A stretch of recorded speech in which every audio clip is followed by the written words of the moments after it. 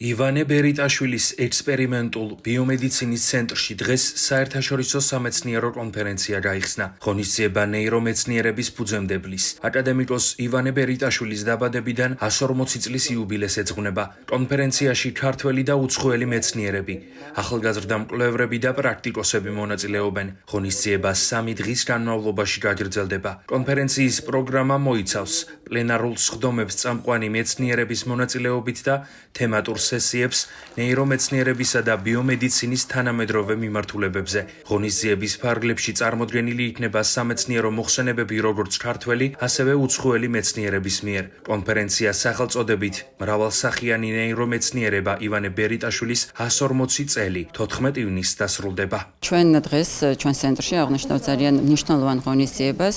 ეს არის საერთაშორისო კონფერენცია, რომელიც ეძღვნება გამოჩენილი ფიზიოლოგის ივანე ბერიტაშვილის 140 წლის იუბილეს. კონფერენციაზე გვესტუმრა ბევრი სტუმარი, თავისი დარგის გამორჩეული მეცნიერი, როგორც უცხოეთიდან, ისე ყავს ბევრი საქართველოდან და ამ 3 დღის განმავლობაში ჩვენ გვექნება უნიკალური შესაძლებლობა, რომ კომუნიკაცია გქონდეს ერთმანეთთან, გაუზიაროთ ერთმანეთ ჩვენი კვლევის შედეგები და ეს მნიშვნელოვნად აისახება ჩვენ შემდგომ წარმატებაზეც.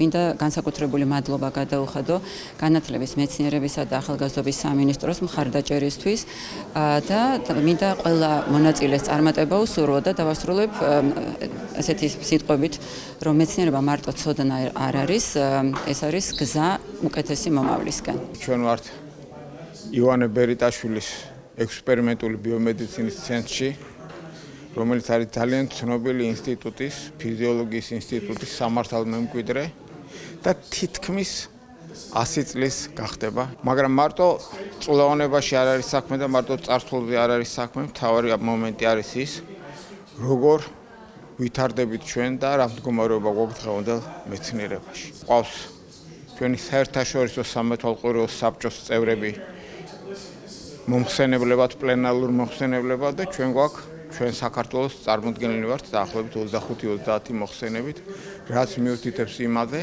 რომ ჩვენთან მეცნიერული კვლევა-ძიება მაღალ დონეზე მიმდინარეობს, საერთაშორისო დონეზე მიმდინარეობს და ასე უნდა გავაგრძელოთ